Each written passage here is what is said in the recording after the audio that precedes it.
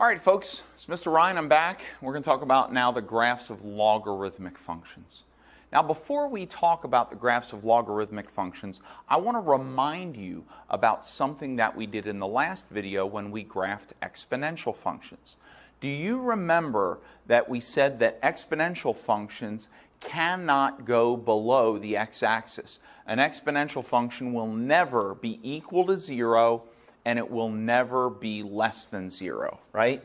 Meaning, if I have f of x is equal to 2 to the x power, there is no value that I can plug in for x that will cause this to be equal to 0 or less than 0. So this function will always be greater than 0. Always greater than 0. Well, here's what I want you to understand then. If the answer to a logarithm if the answer to an exponential function always has to, and we're talking basic exponential function, we didn't put like a minus 17 on here. We didn't do that. Just 2 to the x power. If a basic exponential function can never be equal to 0 and it can never be less than 0, then there are certain things that we can say about logarithm functions, right? We know that logarithms allow, they're basically exponents, right? So if I have log base 2 of 8, right, that this means 2 to some power is equal to 8, right? And what is that? Well, that's 2 to the third power is equal to 8. We could say 2 to the third power is equal to 8. And here's what I want to show you, is that the number that is inside the logarithm is this number here. It's the answer to the exponent. Now up here you can see that that answer can never be 0 and it can never be negative. And because of that, that means that logarithms, we can never ever take the logarithm of 0 and we can never take the logarithm of a negative number. So here's what I mean. Get rid of this. Is that if I have a function log base 2 of x, that I can't ever put a 0 in here and I can't ever put a negative value in here, because 2 to any power cannot ever equal 0 or a negative value. It can only be positive values. Therefore, I can't plug in 0 or a negative number for x. That's called a domain restriction. Okay? A domain restriction. And you say, well, what is a domain? A domain is the list of all legal values that can be plugged in for x. That's what a domain is. So any number that you can plug in for x and not break any rules of math is on the domain of the function. And if there are any numbers that you can't plug in because it'll break a rule of math, then it is not on the domain of the function. Now, most of the functions that you have dealt with, probably in your math education, have always been functions where you can plug any number in for x. But this function right here, you cannot plug in 0 and you cannot plug in a negative value, and therefore there's a domain restriction. What we would say here is that, well, it's implied, but I'm going to tell you now, you need to understand that x must be greater than 0. So we have to plug in a number larger than 0. It has to be a positive number. Okay? Because of that, when we graph the function of log base 2 of x, we are not going to see the graph on the left side of this function at all, because we're not allowed to plug any of these x values in at all. Also, we are not going to see the graph touch the y-axis because we can't plug 0 in. And so what we're going to have is the graph will get very close to the y-axis, but it will not get close enough to touch it. And if you remember from the last video, what we called that was an asymptote. Asymptote. Only now, instead of a horizontal asymptote, our asymptote is a vertical line, and therefore we have a vertical asymptote. Okay? So we know that when we graph this function, it's going to have a vertical asymptote at 0. All basic logarithmic functions have a vertical asymptote at 0. So we're going to draw a vertical asymptote at 0. And the graph is not going to cross over this line. It's just going to get really close to that line. Okay? All right, we'll start there. Now that we have our vertical asymptote, so all basic logarithm functions have a vertical asymptote at the y-axis, which is basically where x is equal to 0, where x is equal to 0. Okay? All of them have that. So that's the first thing you do, is draw a vertical asymptote. The second thing you're going to do is you're going to start plugging numbers in. So we can't plug in 0. So let's start plugging in maybe 1, 2, 3, something like that. Okay? Although here's something we want to think about: what in the world are we going to plug in? It helps us to understand what we should plug in if we're dealing with a logarithm. We know that this is going to be, if this is the answer over here, then it's 2 to some power is equal to x. So now the y value, f of x, that's actually the exponent. And the x value is the output for the exponent. So what we could do with logarithmic functions is we could work backwards. We can put in values for f of x and then get our output values as x. Okay? So what if we put in for f of x, what if we wanted our output value to be 0? Okay, now this is, I'm not plugging 0 in for x. I'm saying my answer is going to be 0, right? And with logarithms, if my answer is 0, that's the same thing as saying 2 to the 0 power. And what's 2 to the 0 power equal to? It's equal to 1, because we know that anything to the 0 power is equal to 1. Only this is backwards. Now let me tell you why it's backwards. I've been holding this in. I've been trying to keep it a secret from you, but now I finally have to tell you. The reason that this backwards thing is happening is because log functions are the inverse of exponential functions. And what that means is, if you didn't already know this, is that inverse functions basically, now there are several ways of understanding inverse functions, but one of the ways to understand inverse functions is that inverse functions take their x values and their y values, or x values and y values, and they swap them. Okay? They swap their x values and their y values. So you have your x and your y, and you're going to flip them over. And so watch this. Instead of log base 2, what if we looked at 2 to the x power? This is the inverse of 2 to the x power, right? So if I had 2 to the x power, and I had x and 2 to the x power, all right? So watch this. When x is when x is 0, 2 to the 0 power is 1. When x is 1, 2 to the first power is 2. When x is 2 to the second power is 4. And when x is 3, 2 to the third power is 8. So watch this. Over here for log base 2, all of these values are going to flip.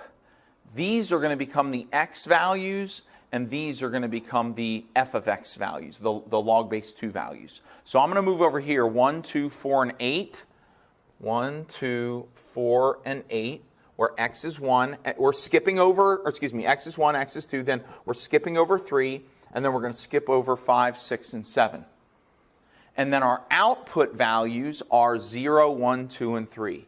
0, 1, 2, and 3. What I'm telling you here is that what you can do is you just take the same values from the exponential function and flip them around. And now these are your x's and these are your y values. So we're going to plot the point 1, 0. That's here. 2, 1. 1, 2, 1. 4, 2. 1, 2, 3, 4. 1, 2. And 8, 3. So from here, 1, 2, 3, 4, 5, 6, 7, 8. 1, 2, 3. See that?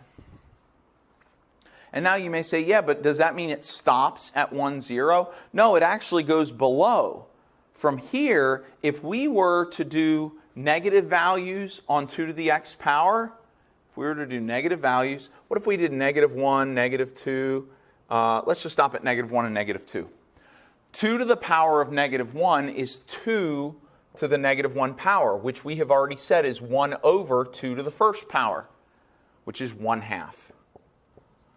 Then 2 to the -2 power would be 1/4, then it would be 1/8, then 1/16.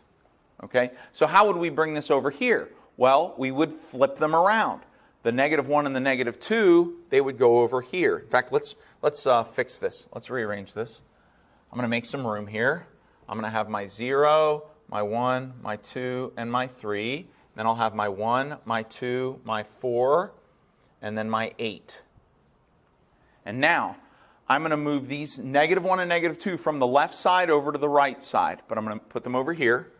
-1 and -2. And then when our -1 is moved to the right, our 1/2 is moved to the left. 1/2. And when our -2 is moved to the right, our 1/4 is moved to the left. And so what we have now, look at this. We can now plot the points 1/4 and -2. 1/4 is about a quarter of the way, it's a quarter of the way over. And now we're going to go down to -2 and put a dot. And now we're going to go to 1/2 and go down to -1.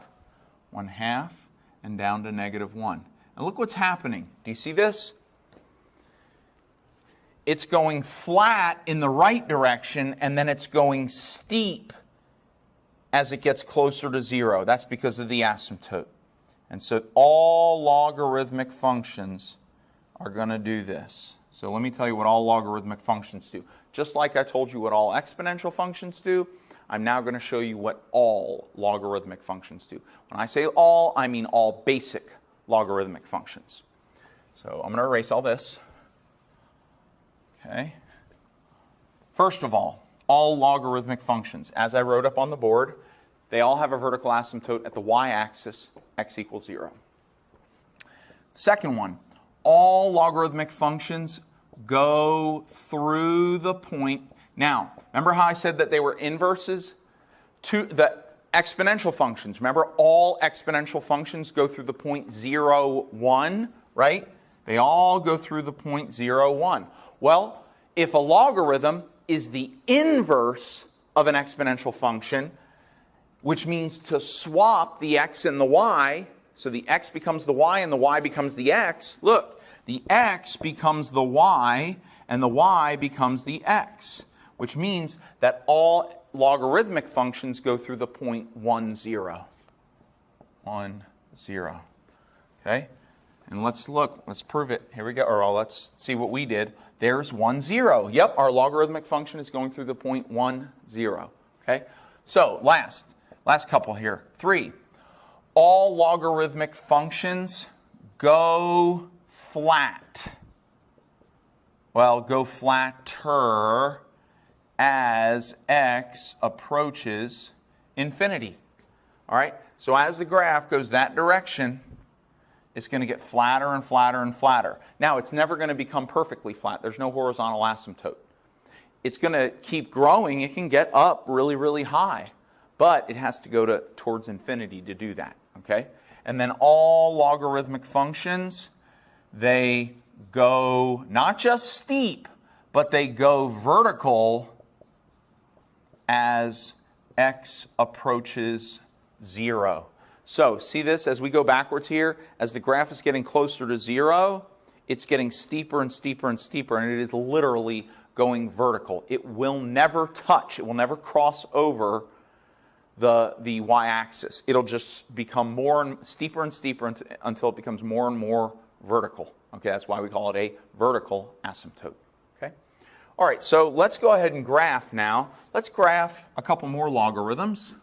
Let's graph f of x is equal to log base 3 of x.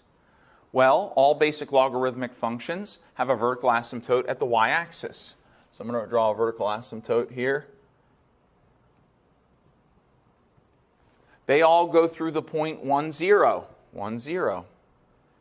And think about it. If I put a 1 here, 3 to what power equals 1? Well, it's 3 to the 0 power is equal to 1. Anytime you do a logarithm of 1, the answer is always 0. Natural log of 1 is 0. Log base 7 of 1, 0. Log base 0.9836 of 1 is 0. The only way you can get 1 as an output, except for having a base of 1, the only time you can get 1 as an output from an exponential term, an exponential expression, is if you raise it to a power of 0. Okay? And so they all go through the point 1, 0. Now, all logarithmic functions, well, let's do this. They go vertical as x approaches 0. So as we're going backwards here towards 0, this graph is just going to start to go vertical. And then they go flatter as x approaches infinity. So in the positive direction, it's going to go flatter. Now, they're also going to go through the point. The next point they're going to go through after this is y equals 1, but x equals this number here. So the x value is 3, the y value is 1. So they're all going to go through, let me put this through here. They're all going to go through, oops, that's not a, I need a U in there. Thank goodness this is in an English class. Okay, go through the point, ready? Base, comma, 1. Base, comma, 1. Well, the base of this is 3, so it's going to go through the point 3, comma, 1. So 1, 2, 3, and 1. It's going to go through that point. So let's make sure that it goes through that point. And then from that point on, it's just going to go up but get flatter. And there we go. There's our the graph of our logarithmic function. Vertical asymptote, flatter. Okay, got to pass through the point 1, 0 and through the point base, comma, 1. And we're good to go. All right, let's do another one.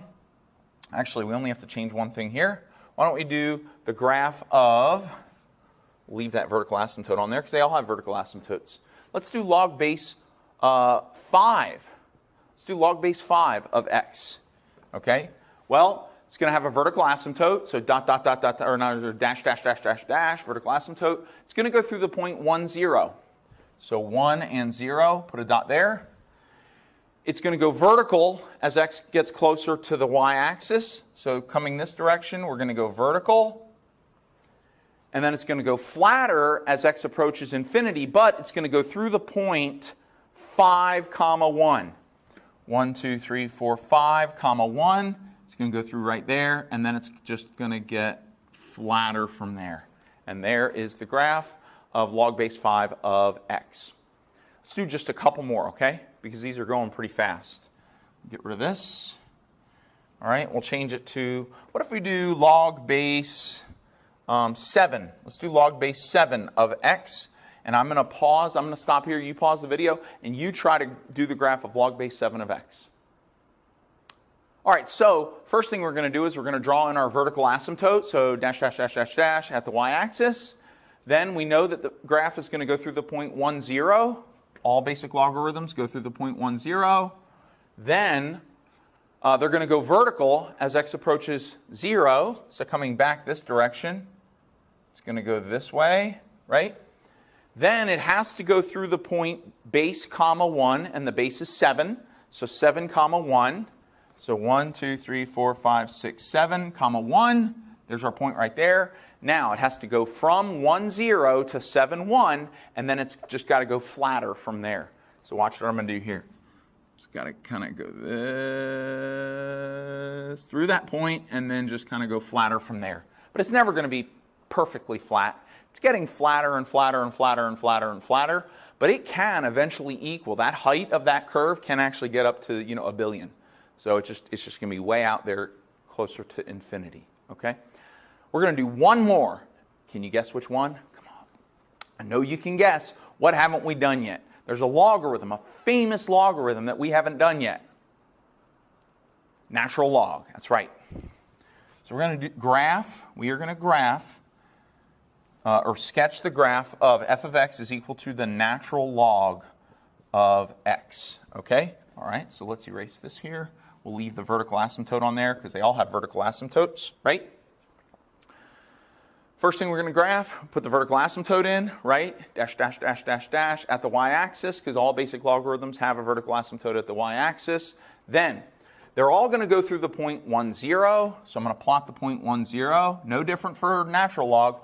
Now, it's also got to go through the point base comma 1, right? Oh, I skipped something. It's got to go vertical as x approaches 0. So coming back this way, we're going to go vertical. And now, it's got to go through the point base comma 1. Well, what is the base of the natural log? If you recall, the natural log is log base e, right? So what is e? Well, we did it on the last video. You might need a scientific calculator for this. But if you key in, go to your ln button, right? And then hit second ln, and you get e to the power of.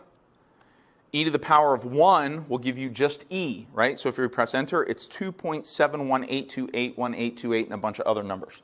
So it's about 2.7, okay? So we're going to go over to 2.7, which is past 2.5, but not quite at 3.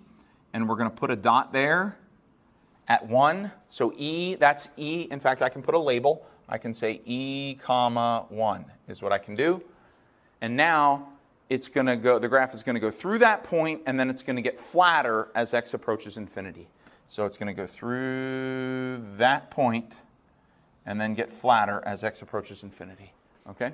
And that is the graph of the natural log of x. That's all I have for you. All you're going to do today for this is you're just going to graph all the basic exponential functions and all the basic logarithmic functions only up to certain numbers, mostly just whole numbers, and then you'll do e and natural log, okay? But this will help you be ready. In our next class, we're going to learn how to transform these graphs, and they're going to go up or left or right or flip upside down or flip backwards and that kind of stuff, and that'll help you understand the transformations of exponential functions, or the graphs of exponential functions and the graphs of logarithmic functions.